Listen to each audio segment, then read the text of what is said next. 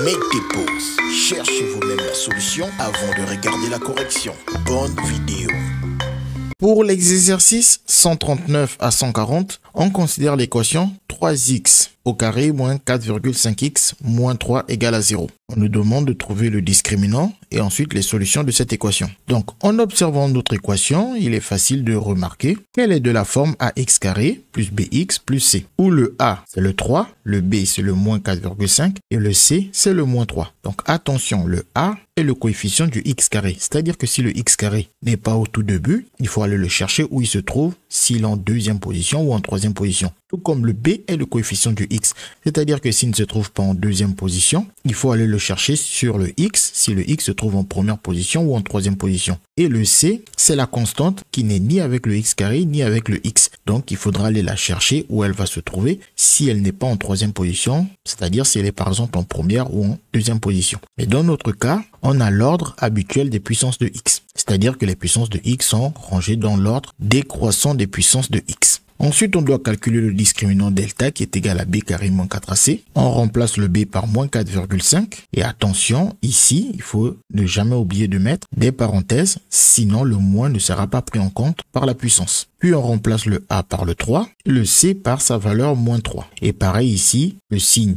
multiplié et moins se suivent. Comme ces deux signes se suivent, il ne faut pas oublier de mettre des parenthèses. Ce qui d'après la calculatrice nous donne 56,25. On n'a plus qu'à regarder parmi les réponses proposées. Le discriminant est égal à, et on voit que la bonne réponse est la réponse C. Ensuite, on passe à l'exo 140 où on nous demande les solutions de cette équation. Pour trouver les solutions de cette équation, on continue en disant que comme on a obtenu la valeur de delta, que comme le delta est strictement positif, alors cette équation possède deux solutions qui sont réelles distinctes, qui sont x1 égale à moins b moins racine de delta sur 2a et x2 égale à moins b plus racine de delta sur 2a. Et que dans ce cas, on a une forme factorisée a facteur de x moins x1 facteur de x moins x2, c'est-à-dire la forme factorisée de cette forme développée à x carré plus bx plus c. Bien évidemment, il faut connaître le cas où le delta est égal à 0, qui nous dit que nous avons une solution double qui est x1 égale à x2 égale à moins b sur 2a. En effet, si le delta vaut 0, racine de 0 donne 0, donc ici on aura moins 0, c'est-à-dire juste moins b sur 2a. Par ici, delta vaut 0, racine de 0 donne 0, plus 0, car la racine de 0 c'est 0, on aurait juste moins b sur 2a, donc x1 serait égal à x2 égale à moins b sur 2a. Et la forme factorisée serait a facteur de x moins x1, le tout au carré. Bien évidemment, vous pouvez mettre x1 ou x2 étant donné que les deux sont égaux. Mais si vous remarquez que le moins b sur 2a est aussi le alpha de la forme canonique, on peut très bien mettre ici alpha, et on reconnaît ici la forme canonique où le bêta est tout simplement égal à 0. Et lorsque le delta est strictement négatif, il faut aussi connaître ce cas, on a 0 solution réelle et pas de forme factorisée dans l'ensemble des nombres réels R. Donc nous ici, on est dans ce cas où le delta est strictement plus grand que 0, donc on a deux solutions qui sont réelles et distinctes. Donc en utilisant la formule pour calculer x1, avec la valeur de b qui vaut moins 4,5, ça nous fait moins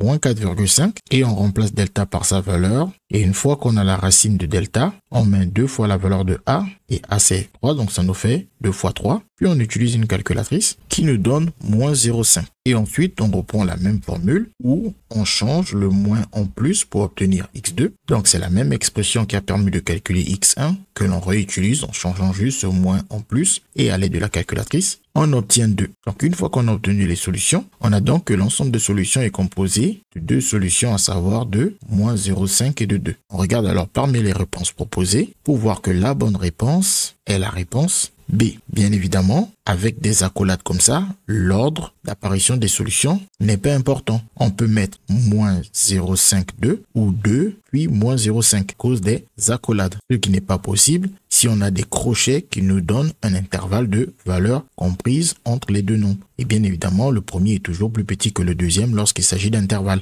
Mais pour des accolades, on peut très bien avoir le plus grand des deux en premier lieu, puis le plus petit des deux. Voilà, on a trouvé toutes les solutions aux questions de cet exercice. Tout comme pour l'exercice précédent. CQFD, ce qu'il fallait découvrir.